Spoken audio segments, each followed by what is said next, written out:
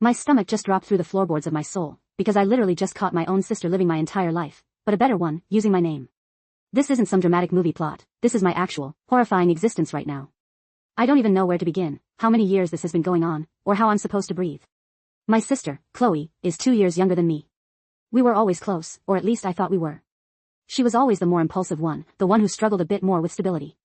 I, on the other hand, was the planner, the responsible older sister, always making sure she was okay. I helped her with rent, co-signed a car loan once, a mistake, obviously, and generally just tried to be there for her. Over the past few years, there have been these little, weird things. Nothing major enough to ring alarm bells, but tiny discordant notes in the symphony of my life. Mail arriving for me but addressed to a different apartment building in a city I'd never lived in. Odd calls from numbers I didn't recognize, asking for, Rebecca, my name, about accounts I didn't have. Once, a friend swore they saw me at a concert 2 states away on a night I was definitely homesick with the flu. I laughed it off. Just a doppelganger, I told myself. Bad cell service, wrong number. Then about 6 months ago, things started getting serious. My credit score, which I had painstakingly built up over a decade, tanked.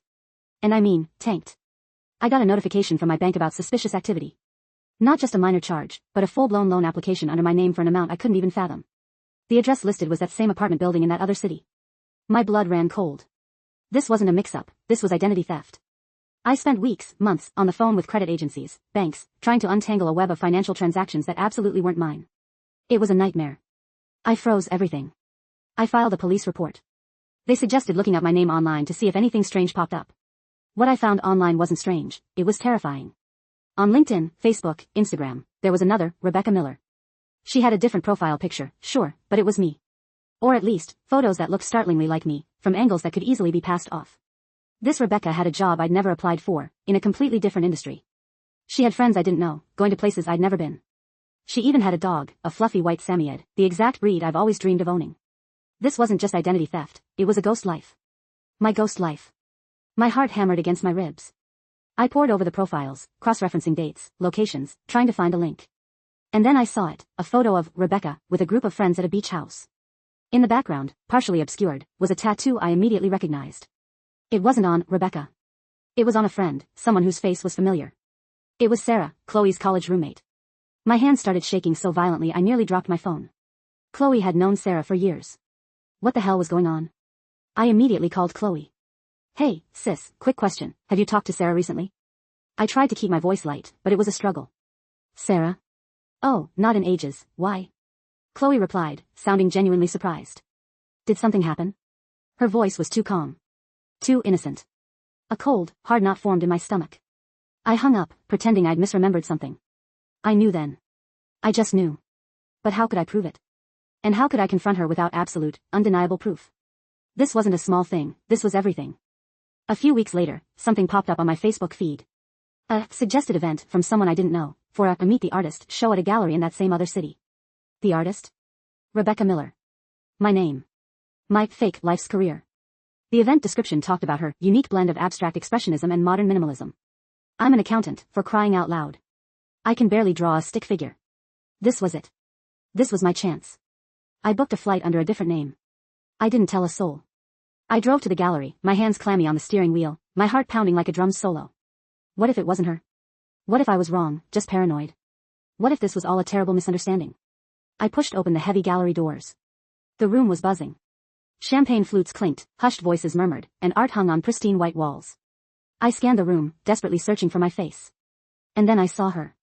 Standing by a large abstract piece, laughing, talking to a small group of people, holding a champagne flute with an air of sophisticated confidence I rarely possessed.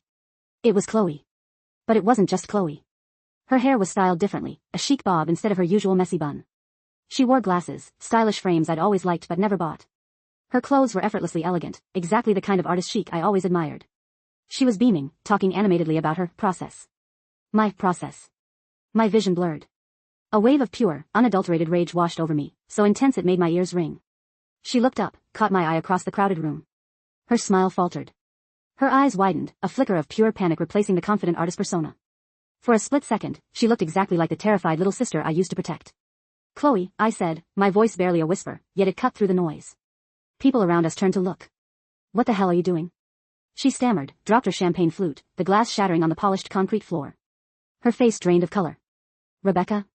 What are you doing here? Her voice was small, choked with terror. I think the question is, Chloe, what are you doing here? Living my life? Being me? I stepped closer, each word like a hammer blow. The credit cards? The loans? The debt collectors? The ghost apartment? This entire performance? The small group around her gasped. Someone muttered, Rebecca, who is this? The real Rebecca Miller, the one whose identity had been stolen, was standing there, watching her sister's elaborate fantasy crumble. Chloe just stared, her eyes welling up, a strangled sob escaping her lips. I can explain, she whispered, but the words were hollow, meaningless. Explain what?